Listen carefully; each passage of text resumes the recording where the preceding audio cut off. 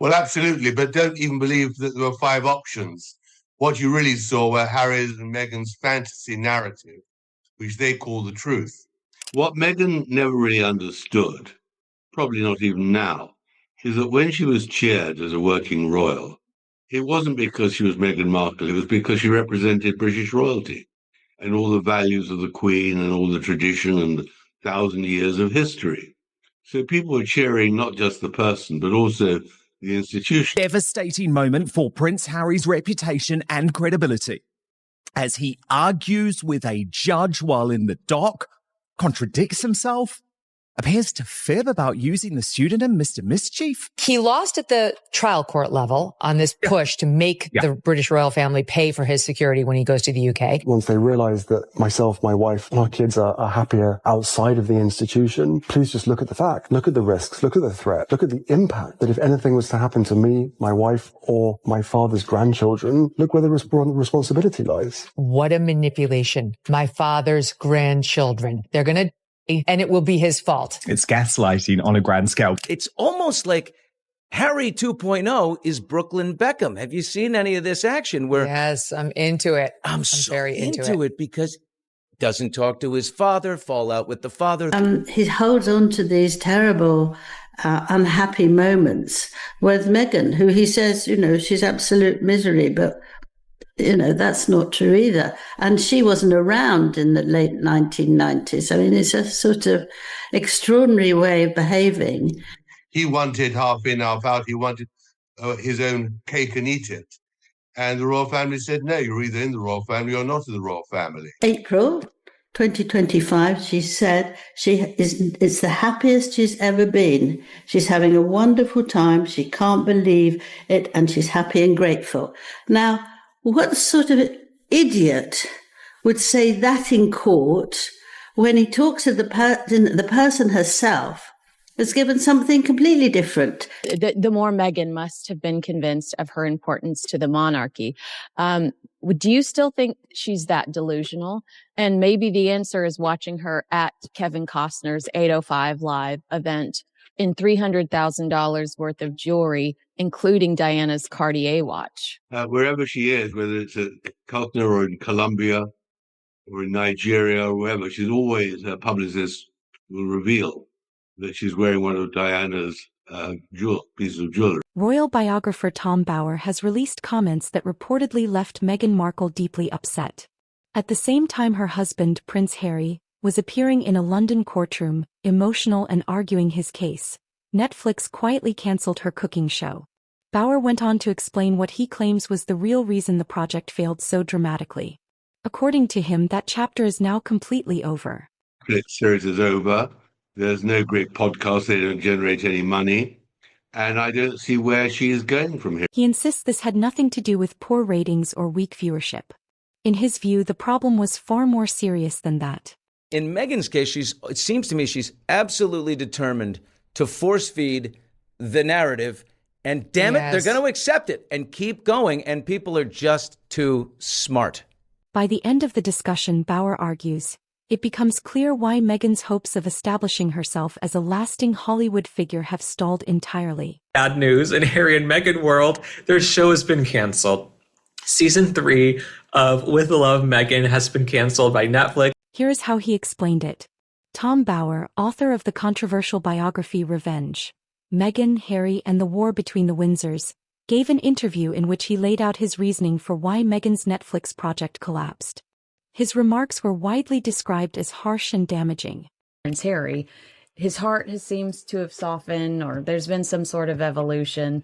So I do think you're right that a lot of us were kind of caught off guard by the Prince Andrew decision, because we had grown accustomed to cuddly Charles, Grandpa Charles, with the grandkids in his lap. And I when I saw the news, I thought, I don't know if I'll ever see anything like this again in my lifetime, but maybe I will because of Prince Harry and Meghan Markle. Bower stated, quoting his own words, that it turns out she's not any kind of talent. It was a blunt and unforgiving assessment. And even the publishers couldn't quite believe some of the things which I discovered. And one of the big things at that time was sensitivity reading. There was a great fear that she would play the race card. However, Bauer did not present this claim as a casual opinion. He has said he spent years researching Meghan's life and career, interviewing more than 80 people who worked with her, knew her personally or interacted with her professionally. According to him, his conclusions are based on documented accounts and first-hand sources. I was doing an interview to offer them a platform to tell their story about why they left. And that was my number one intention, was just clarity on why did you leave? And so some of the things that were revealed in that interview came as a surprise to me. And those surprises are now referred to as bombs. Bauer further claimed that Netflix executives realized they had made a mistake within the first 6 months of signing the reported multi-million-dollar deal with Harry and Meghan. And that's the thing about Meghan.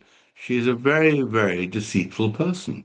In his telling, they concluded that Meghan was unable to consistently produce content that audiences genuinely wanted to watch. Which they've created, and they're going to earn a fortune out of it. And don't forget, there's Harry's book still to come next month. And then at some stage, there'll be Meghan's book. I mean, they're making a career out of this stuff. The show, titled With Love, Meghan, was meant to be her major comeback. A platform to establish herself as a lifestyle authority, similar to figures like Martha Stewart or Ina Garten. Your show's been canceled. You're not going to be the next Martha Stewart, Meghan. I mean, the fact that Meghan Markle had a cooking show and she moved pretzels from one bag into another was crazy. But Bauer emphasized what he believes is the central issue. In his view, Meghan has never come across as truly authentic, and that lack of authenticity ultimately undermined the project. Professionally, they've gone down dramatically, and I predicted it in the book, but even I would not have thought it'd be that accelerated. I think personally, I think they've separated their professional lives, but I think what's really a great problem for them now, as of in the last few weeks, is that Meghan has got no real income anymore. She's finished. By 2026, audiences are widely seen as far more discerning, and critics argue that they can detect inauthenticity almost instantly. The authenticity is really what the issue is, and there's, they just hired a whole new PR firm. According to Tom Bauer, the issue was not limited to the television show itself. He claims the deeper problem lay in Meghan's overall approach and the image she was trying to project. Because in the end, one of Meghan's many deficiencies is she has nothing to say. Mm-hmm. There's no originality. There's no profundity. She wanted to present herself as warm, approachable, and relatable. Someone who genuinely enjoyed cooking, hosting, and creating a sense of home. They bought 12 episodes and you sliced it. Everybody Craft knows Services that. did not come back. The trucks did not drive up the driveway again and relight the whole place. However, Bauer highlighted what he described as a glaring contradiction. During the period when the show was being filmed, her father, Thomas Markle, reportedly underwent a leg amputation. Bauer claimed that Meghan did not visit him and did not contact him by phone.